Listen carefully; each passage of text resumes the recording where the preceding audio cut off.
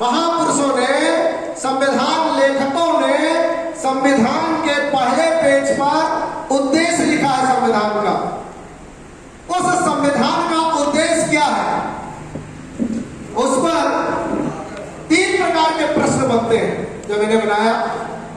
सबसे पहला प्रश्न है, उसको तीन वाक्यों में विभाजित किया और उनमें जो प्रश्न बनता है वो हमारे किताब में भी है। आप लोग चाहेंगे तो अभी हम वो किताब लाए हैं, ले लीजिएगा और उसको पढ़िए।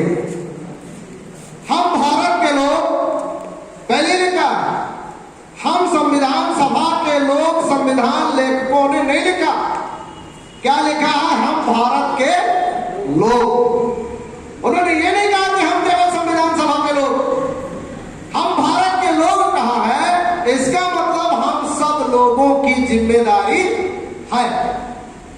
क्या कहा कि हम भारत के लोग भारत को कैसा राष्ट्र बनाने के लिए संविधान को अंगीकृत, अधिनियमित और आत्मार्पित किए। पहला प्रश्न बनता है। फिर आगे बनता है कि हम भारत के लोग भारत के नागरिकों को क्या उपलब्ध कराने के लिए संविधान को अंगीकृत, अधिनियमित और आत्मार्पित किए।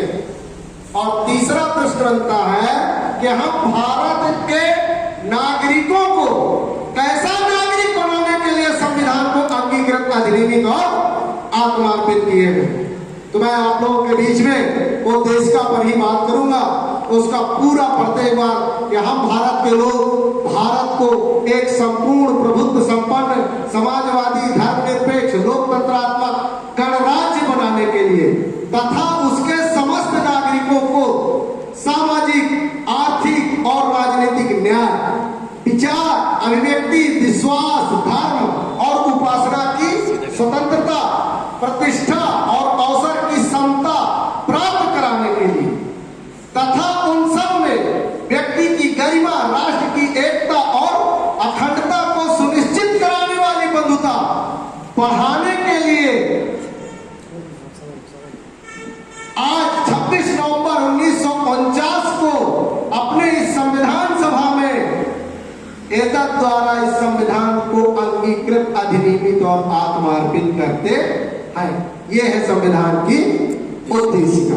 मैंने आप लोगों के पहले कहा कि उसका पहला प्रश्न बनता है कि हम भारत के लोग भारत को कैसा राष्ट्र बनाने के लिए संविधान को अंगीकृत, अधिनियमित और आत्मार्पित किए हैं।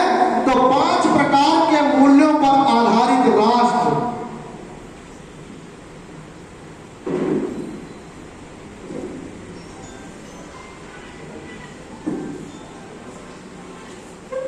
संपूर्ण प्रभुत्व संपन्न, पहला मूल्य है भारत को एक संपूर्ण प्रभुत्व संपन्न राष्ट्र निर्माण करने के लिए संविधान को अंगीकृत, अधिनियमित और आत्मार्पित किए हैं। दूसरा है समाजवादी, तीसरा है धर्मनिरपेक्ष, चौथा है लोकतंत्रात्मक और 5वां है गणराज्य। ये 5 प्रकार के मूल्य आधारित राष्ट्र निर्माण के लिए हम भारत के लोग भारत के संविधान को अंगीकृत, अधिनियमित और आत्मार्पित किए हैं। आप लोगों से थोड़ा थोड़ा सवाल भी रहेगा।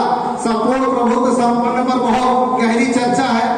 आज के स्थिति में भारत पूरी तरह से संपूर्ण प्रभुत्व संपन्न तो है, लेकिन विदेशी नीति इतनी विकृत होते जा रही है कि वह भी हमारी प्रभुसत्ता विचलित हो रही है।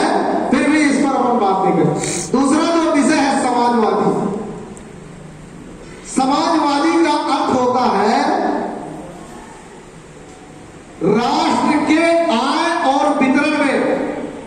समाजवादी शब्द का अर्थ होता है राष्ट्र के आय और वितरण में राज्य का अधिकार होना चाहिए या राज्य के अधीन होना चाहिए। आय और वितरण में क्या हमारे भारतीय संविधान में कहीं भी निजीकरण या पूंजीवाद लिखा है? हम आप सब लोग समझते हैं कि नहीं लिखा है, लेकिन देश में चल क्या रहा? जो चीज हमारे संविधान में कहीं नहीं लिखा है, देश में वही चल रहा है। इसका मतलब देश में बैठा हुआ सत्ताधारी संविधान के खिलाफ काम कर रहा है। दूसरा देखिए, धर्मनिरपेक्ष। भारतीय संविधान में लिखा हुआ है कि राज्य का कोई भी धर्म नहीं होगा, राज्य आधारित किसी भी धर्म को बढ़ावा या घटावा नहीं दिया जाएगा। तो क्या यह धर्मनिरपेक्ष शब्द भारत में फलीभूत है? नहीं है। आप सभी लोग जानते हैं। आगे देखिए, लोकतंत्रात्मक। मतलब लोकतंत्र का अर्थ आप लोग सभी बच्चों को पढ़ाते हैं, जनता के द्वारा जनता के लिए बनाई गई व्यवस्था को क्या कहते हैं? बनाए गए तंत्र को क्या कहते हैं? लोकतंत्र। तो क्या देश में जनता के बनाए हुए संविधान के आधार पर देश चल रहा है? बिल्कुल उल्टा चल रहा है। लोकतंत्र भी नहीं है, गणराज्य। मतलब जनता के बनाए हुए प्रतिनिधियों के आधार पर राज्य चलना चाहिए। तो यहां क्या बोला जाता है? मोदी की गारंटी, यादव की गारंटी। ये गारंटी आ गया कहां से?